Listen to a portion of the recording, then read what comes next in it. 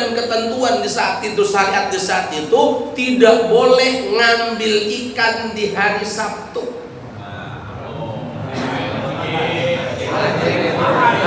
Tidak boleh mancing di hari Sabtu. Tidak boleh apaan ngejala di hari Sabtu. Alasannya kenapa pinter nih? Alasannya karena Sabtu itu Harbitnas, hari kejepit nasional, bahkan hari kejepit di dunia wal akhirah. Kenapa? Karena begini, keberadaan alam semesta ini yang diawali dengan disebut peristiwa Big Bang, peristiwa ledakan besar.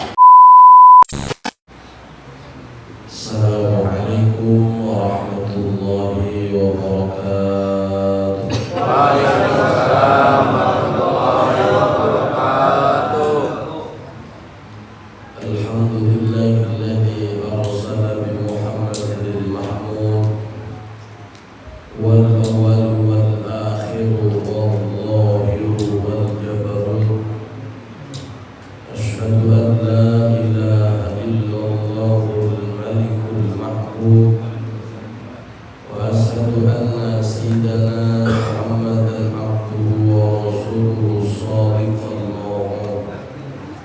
Allahumma shalli wa sallim ala sayyidina Muhammadil athhar wa alihi wa ashabihi al-akhyar.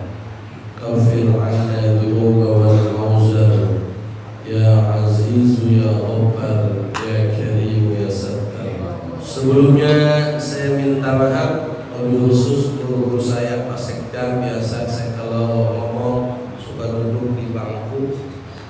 Ya, saya yakin semuanya sudah paham. Prinsip yang saya pegang adalah prinsip ilmu pepaya. Ya Cang ya, pepaya itu yang gede yang di atas sampai yang di bawah. Pepaya, yang besar yang buah yang di atas sampai yang di bawah,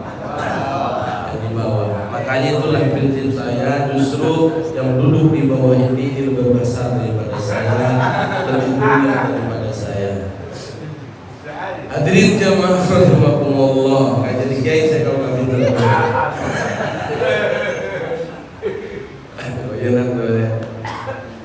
Untung kita jadi umat Nabi Muhammad. Untung kita jadi umat Nabi Muhammad.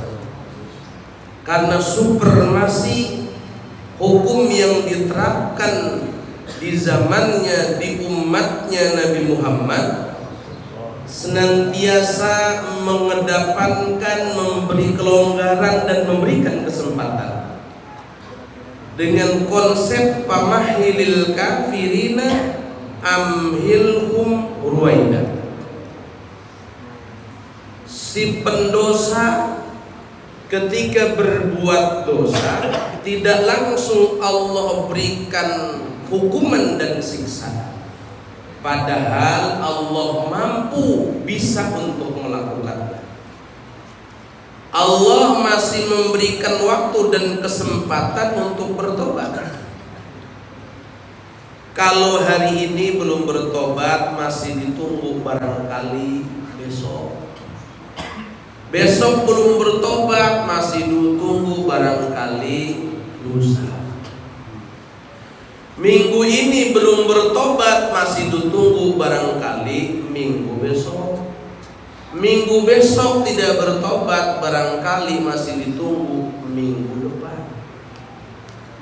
Bulan ini belum bertobat, barangkali bulan depan.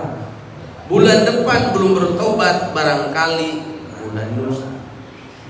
Tahun ini belum bertobat, masih diberikan kesempatan, barangkali tahun depan. Tahun depan masih kena belum bertobat, barangkali tahun lusa. Pamahilil kafirina amhilhum ruwaida. Sampai taubatal abdi ma lam yugharrir. Allah senantiasa selalu memberikan kesempatan selagi ruhnya belum sampai tenggorokan. berbeda dengan umat-umat terdahulu. Umat-umat nabi-nabi dan rasul-rasul terdahulu ketika berbuat kesalahan maka dieksekusi langsung di tempat. Salah satu ayat Allah mengatakan, wa idh qultum ya Musa lan nu'mina laka hatta narallaha jakhratan fa akhadhatkumus sa'iqatu wa antum tanzurun. Ketika umat Nabi Musa berkata kepada Nabi Musa, ya Musa, lan nu'mina laka, aku tidak akan iman terhadapmu hatta narallaha jakhratan, sehingga aku melihat Tuhanmu itu jaharatan, berbentuk berwujud, baru aku mau iman. Coba songong kagak tuh? Songong kagak?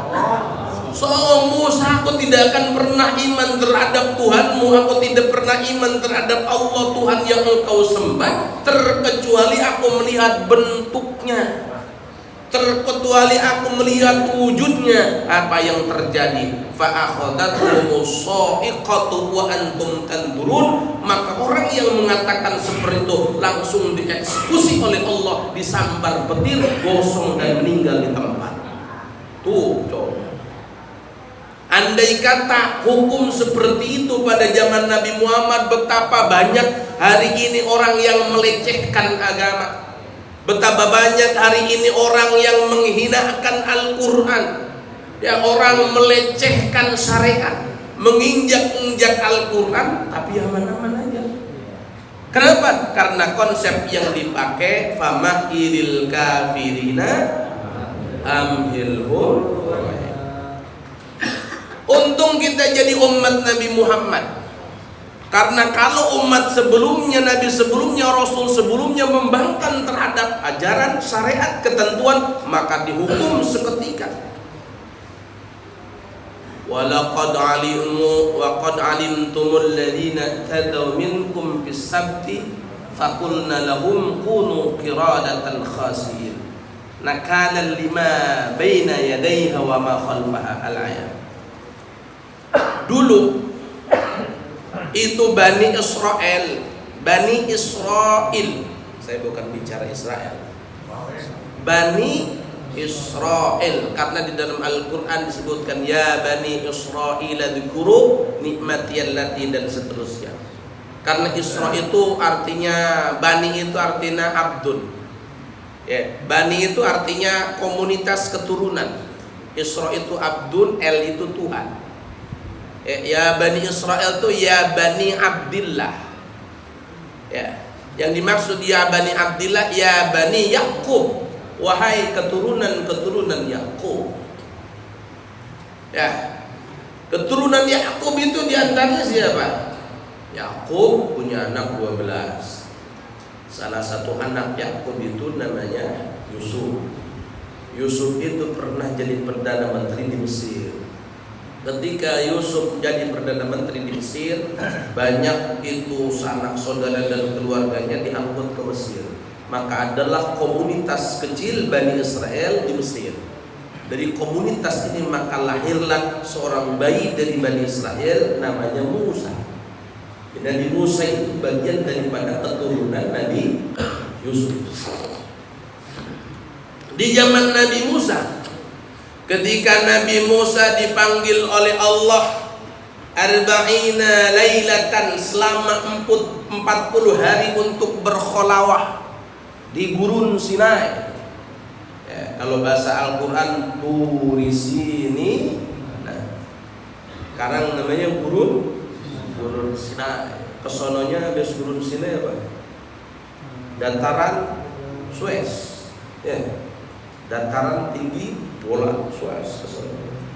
Yang mana siapapun negara yang bisa menguasai dataran tinggi bola dan Suez, maka akan bisa menguasai perekonomian dunia. Makanya bergejolak terus-menerus, karena ujung-ujungnya yang diperbutkan adalah urusan perut. Ujungnya urusan perut, mengatasnamakan ini dan itu, padahal ujung-ujungnya perut. Hadirin jamaah rahimakumullah. Ketika Nabi Musa dipanggil oleh Allah Subhanahu wa taala 40 hari untuk berkholawah di gurun Sinai, untuk bermukalamah dengan Allah, untuk diberikan Taurat sebagai buku pegangan, sebagai kitab suci bagi umat manusia pada saat itu umatnya yang ditinggalkan oleh Nabi Musa hanya sekedar 40 hari, ternyata dia berkhianat terhadap Nabi Musa. Kenapa berkhianat? Karena ketika Nabi Musa berkholawah di Gunung Sinai, itu kaumnya kalah menyembah sapi patung buatan Musa Samiri.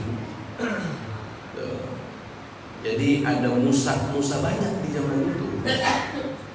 Kalau Musa diurusnya oleh Fir'aun, kalau Musa Samiri diurusnya, dibesarkannya oleh Jibril. Musa yang diurusnya oleh Fir'aun jadi seorang nabi dan rasul. Musa Samiri yang dari kecilnya diurusin Jibril ternyata jadi tokoh antagonis, jadi tokoh antagonis, jadi biangnya kemusyrikan dan kemunafikan. Makanya kadang-kadang ini jadi sebuah pelajaran bagi kita.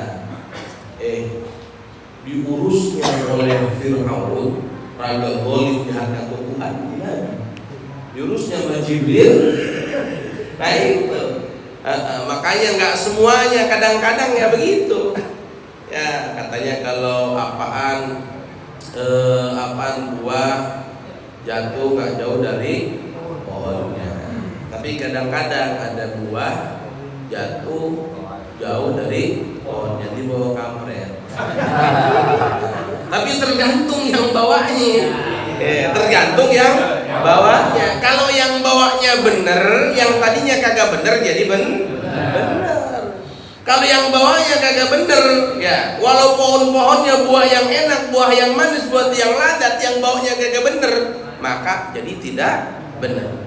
Makanya tidak boleh kita menjudge, wah lu mah cuma anak siapa sih lu? Nah, boleh. Nggak boleh. Hadirin jamaah rahimakumullah, ketika Nabi Musa berkholawah selama 40 hari Gunung Sinai, itu kaumnya kalah musyrik, kaumnya kalah menyekutukan Tuhan, inkar terhadap ajaran Nabi Musa. Mereka menyembah sapi patung buatan Musa Samiri. Makanya ketika Nabi Musa pulang dari Gunung Sinai, dihukum kaumnya, dikeluarkan dari Baitul Maqdis, diberi penyakit linglung. Tahu penyakit linglung? Linglung, pikun, pikun. Padahal baru makan, ngomong sama bini kong ya. Itu, waduh, udah dipakai belum dikasih makan. Hadirin jamaah rahimakumullah. Itu maka sebagai hukuman, maka itu Bani Israel dikeluarkan dari Baitul Maqdis, tidak bisa masuk ke Baitul Maqdis, gak ketemu bab pintu masuk ke Baitul Maqdis, tidak ketemu. Mereka berkeliaran, mereka terus berjalan mencari tempat-tempat yang dijanjikan. Maka sampailah dia di satu tempat, nyampailah dia di satu daerah, yang mana daerah itu secara geografis itu banyak kalinya, banyak danaunya, banyak apaan lautnya. Kira-kira daerah mana? Mega.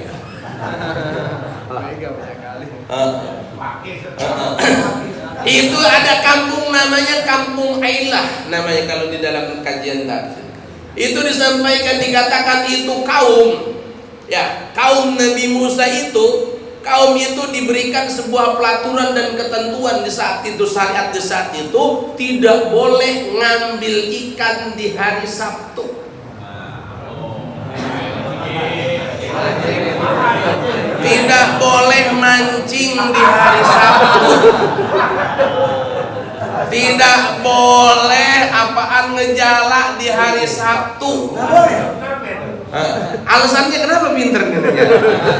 Alasannya karena Sabtu itu Harbitnas, hari kejepit nasional, bahkan hari kejepit di dunia wal akhirah. Kenapa? Karena begini, keberadaan alam semesta ini yang diawali dengan disebut peristiwa Big Bang, peristiwa ledakan besar, di mana dari ledakan itu maka terhamparlah bumi, terbentang langit, dan terbentuklah planet-planet yang beredar di markasnya. Itu terjadinya hari Ahad. Tuh. Makanya kenapa hari Ahad? Ahad itu kan satu. Hari pertama itu hari Ahad. Kenapa? Keberadaan alam semesta ini, terciptanya alam semesta ini melalui peristiwa yang disebut dengan Big Bang, itu terjadinya di hari Ahad. Jadi kalau ditanya kenapa itu hari Ahad? Karena hari Ahad itu hari permulaan adanya bumi ini. Dan sementara kita meyakini berdasarkan sumber-sumber yang otentik, berdasarkan hadis Nabi bahwa hancurnya alam semesta ini itu akan terjadi di hari Jumat. Cuma wallah alam Jumat yang mana? Yang jelas hari Jumat. Hadisnya sahih. Ya, itu saking sayangnya Allah sama kita. Mas Eka, kiamat mau terjadinya hari Jumat, dan itu pasti. Entah Jumat yang mana Allah alam, entah Jumat depan kita nggak tahu. Makanya hati-hati kalau hari Jumat. Kenapa hari Jumat? Karena begini, saking sayangnya Allah sama kita. Karena Allah tahu masih banyak umat Islam yang ke masjidnya hari Jumat doang.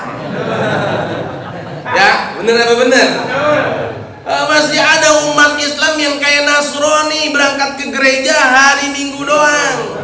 Banyak umat Islam yang Islamnya amatiran, yang datang ke masjid hari Jumat doang. Kali kata Allah, kalau Jumatnya hari Jumat, maka kali lagi pada di masjid, begitu. Ya. Jadi adanya alam semesta ini hari Ahad, hancurnya alam semesta ini hari Jumat. Jadi Sabtu itu hari kejepit. Ya, hari kejepit. Makanya kalau kejepit ngehenen jangan kemana-mana, Pak. Iya, dari dulunya. Kalau kejepit itu ngehenen, Pak, tahu ngehenen kong. Dia diem gitu, dirasa-rasain gitu kan. Rasa-rasain. Oh, itu gimana aja ntar. Kalau urusan itu cepat-cepat. Itu. Makanya ada syariat pada waktu itu hari Sabtu nggak boleh kemana-mana. Gak boleh kemana-mana, gak boleh petani, gak boleh ke sawah untuk bercocok tanam. Nelayan gak boleh ke laut untuk berlayar ngambil ikan. Tukang mancing, ini tukang mancing nih. Tukang mancing, tukang ngejala, tukang neger, itu gak boleh ngambil ikan di hari Sabtu. Gak boleh. Kenapa? Itu anehnya lagi. Itu anehnya, ikannya kayak udah pada pinter, Pak. Kalau hari Jumat, nih, hari Kamis, Rebo, Selasa, itu Senin sampai Minggu, ikan tuh sepi banget. Itu nggak ada ikan tuh yang pada kelihatan tuh. Nggak ada, susah nyarinya. Pas hari Sabtu itu ikan tuh kelihatan. Wah, tingkau copok kelihatan. Itu kayak ngehajah-hajakan gitu kan. Kan ini orang kampung elah tuh bingung, ini ikan kayak ngehajah-hajain ikan nih. Adanya tuh ikan, keluarnya ikan tuh aneh cuma di hari Sabtu. Sementara hari-hari yang lain nggak pada keluar. Akhirnya bingung, gimana caranya? Datang setan ngebisikin, kata setan begini nih, udah mendingan kita akalin aja.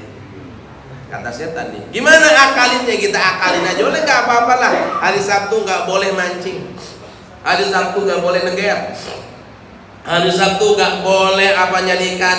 Ya gampang, gini aja. Kita mah hari Sabtu nggak apa-apa, nggak usah mancing, nggak usah neger. Tapi hari Sabtu kita masang, tapi hari Jumat kita masang bubu. Kita masang bubu tuh. Udah, yang mancing biasanya kita ngebesat. Itu udah dia pakai teger aja, teger kan suka tuh. Teger tuh. Udah, kita masang tegernya hari Jumat. Udah biarin masang teger. Ya, akhirnya dihelah. Itu namanya di dalam fikih isbatul ahkam bil helah. Ya, ngehelah hukum. Akhirnya apa? Itu kaum si tukang-tukang mancing, si tukang-tukang neger, itu si tukang-tukang ngejalak, si tukang nyetrum, tukang nyetrum. Iya ada, tetangga saya tukang nyetrum, Pak. Tukang nyetrum. Itu gara-gara dia membangkang terhadap pelaturan hari Sabtu tidak boleh ngambil ikan, maka akhirnya dihukum oleh Allah, dikutuk jadi monyet. Walaqad alimtumul ladzina tadaw minkum bis sabti faqulna lahum kunu qiradatan khasiin. Ya, sebagaimana kamu tahu sekalian, maklum sekalian, orang-orang yang membangkang di hari Sabtu mengambil ikan, maka dikutuk oleh Allah, kunu qiradatan khasiin, semuanya jadi monyet, jadi manusia kera. Saya nggak ngebayangin kalau hukum ini diterapkan hari ini. Saya pasti tetangga saya, teman-teman saya banyak yang jadi monyet.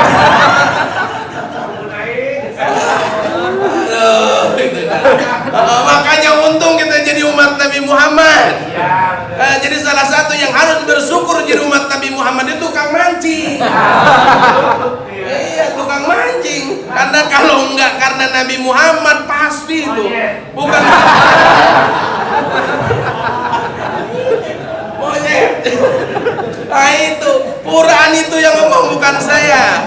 Faqululahum kunu qiradatan khasiin, jadi monyet. Oh tuh coba ya Allah, tambahin nama tukang mancing. Enggak apa-apa mancing, waktunya ngaji, waktunya ke masjid, harus tukang mancing lah yang paling bersyukur jadi umat Nabi Muhammad. Bilangin ini sama tukang mancing setel ntar ada pemancingan. Gitu. Iya, Quran yang ngomongnya, bukan saya. Hadirin jamaah rahimakumullah. Nah itu. Dan ternyata fakta yang paling mengejutkan, ya, ternyata kita itu kan menolak teori Darwin. Ya, teori Darwin yang sebutnya evolusi. Manusia terbuat dari nenek moyangnya monyet atau kera.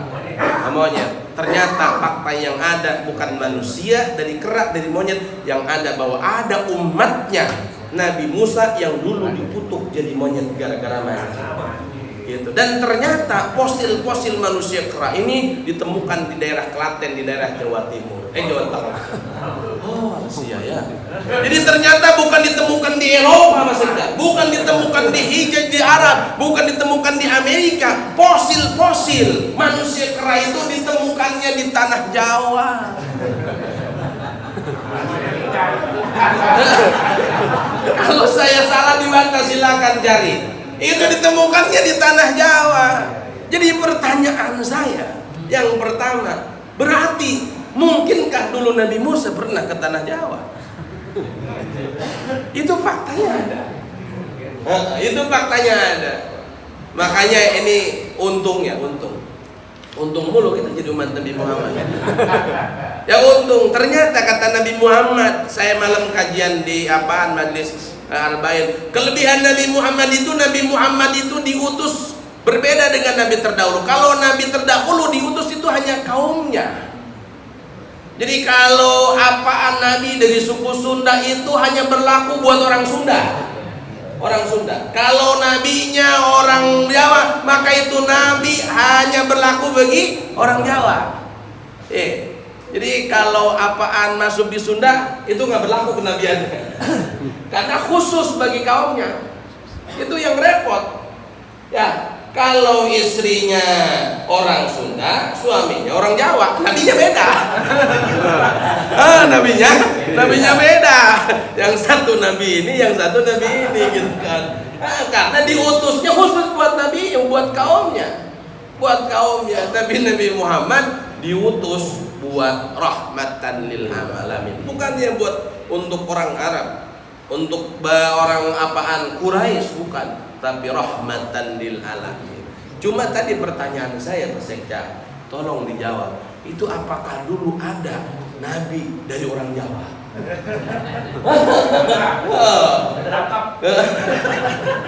Maksud saya dulu sebelum Tugimin gitu. Kalau itu mah Tugimin saya tahu. Jadi sebelum Nabi Muhammad gitu. Apakah ada nabi orang Jawa? Gitu. Apa ada nabi orang Sunda? Wallahu alam. Wallahu alam. Tapi fakta sejarah gitu kan, dari kalau mau kita teliti sejarah nanti bisa juga kita temukan jumlah nabi itu 124.000 nabi. 124.000 nabi berarti banyak. Banyak. Dan dulu itu kata orang tua, tahu kalau saya silakan dikoreksi lah. Dulu mohon maaf. Itu dulu negara itu cuma ada dua katanya. Satu tanah suci, yang kedua tanah air. Kita tahu Amerika cuma begini. Betul. Australia begini. Betul. Betul. Nah itu dulu itu cuma ada tanah suci dan tanah air katanya. Nusantara. Nusantara. Silakan di teman direnungi ucapan saya. Benar apa enggak? Jadi kemungkinan ada nabi orang Sunda kemungkinan. Itu ngecaprak lah kan saya ngomong mungkin. Kan kalau mungkin itu mungkinul wujud. Ya. Orang tauhid mah enggak bakalan kalah les. Iya kan barang mungkinul wujud. Segala sesuatu di alam semesta ini mungkinul wujud, bukan wajibul wujud dan bukan mustahilul wujud. Bukan mungkinul wujud. Tapi kalau kita bicara tentang itu kemungkinan. Cuma kita aja kagak tahu. Nah, faktanya itu Nabi Musa pernah ada fosil manusia kera di Jawa. Hadirin jamaah rahimakumullah, itu jadi beruntung kita jadi umat Nabi Muhammad. Makanya haruslah bersyukur kita jadi umat Nabi Muhammad. Makanya bulan ini momen bagaimana kita lebih mengenal Nabi Muhammad, membuktikan cinta kita kepada Nabi Muhammad. Bahkan kata saya Abdurrahman Adibai, wa inna na'amilna kullahinin li Ahmad maulidan qad kana wajib. Andai kata kalian semuanya maulid itu tiap malam seumur hidup, itu qad kana wajib, itu pantas layak buat kalian. Pantas itu layak buat kalian. Sebagai apa? Bentuk terima kasih kita terhadap baginda Rasul, karena kita jadikan umat beliau yang sudah dipastikan karena cinta saja jaminannya surga. Man ahabbani kana ma'i fil jannah. Ya, terima kasih. Sampaikan kepada teman-teman tukang mancing bahwasanya yang harus bersyukur jadi umat Nabi Muhammad adalah tukang mancing. Khul ma safa qadama kadar wallahul muwaffiq ila aqwamit thariq. Assalamualaikum warahmatullahi wabarakatuh. Waalaikumsalam warahmatullahi wabarakatuh.